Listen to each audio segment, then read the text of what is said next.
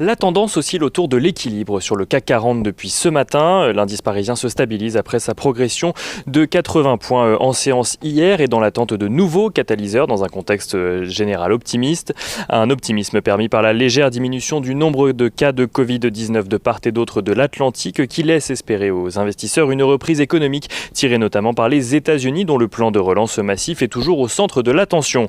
Alors que ce sujet redevient la priorité du Sénat après l'acquittement de Donald Trump, Joe Biden semble vouloir lui-même faire la promotion du plan auprès de l'opinion publique afin de faire pression sur les sénateurs républicains. Si la procédure de vote de réconciliation budgétaire est engagée, de nombreux observateurs estiment qu'il faudra attendre au plus tard la mi-mars pour obtenir un vote du Sénat sur le sujet, car c'est à cette période que prendront fin les aides du plan précédent. Il n'en reste pas moins que la perspective d'un plan de relance couplée à celle d'une reprise économique font grimper les rendements d'État. Le rendement des emprunts à 10 ans aux États-Unis s'apprécie aux alentours de 1,23% par exemple aujourd'hui. Le pétrole reste sur des niveaux élevés de son côté. Le baril de Brent s'échange aux alentours des $63 à la mi-journée tandis que le WTI oscille autour des $60.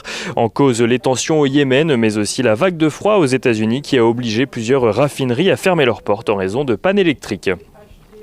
Côté statistique, à présent en zone euro, l'indice ZOO de confiance des investisseurs allemands progresse au mois de février. Il ressort à 71,2 points contre 61,8 points un mois plus tôt, alors que les analystes attendaient plutôt un repli de l'indicateur. Une nouvelle qui montre que l'optimisme revient sur le devant de la scène en février sur les marchés, ou du moins en Allemagne. Le PIB de la zone euro recule de son côté au quatrième trimestre. Il perd 0,6% par rapport au troisième trimestre. Le PIB du quatrième trimestre 2020 qui perd en revanche 5% sur un an.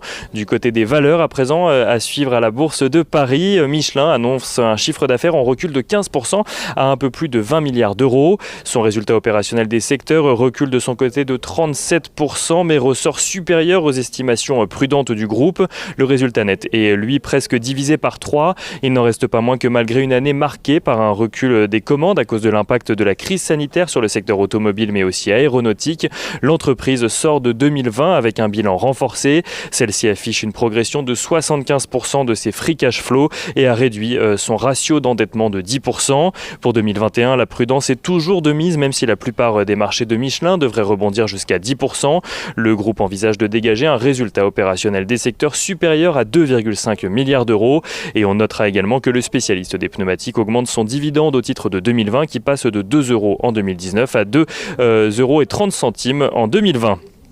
TechnipFMC annonce de son côté la finalisation de la scission en deux sociétés distinctes et toutes deux cotées en bourse. TechnipFMC d'un côté basé à Houston qui garde ses activités sous-marines et Technip Energy basé en France dont l'activité concerne l'ingénierie et la construction.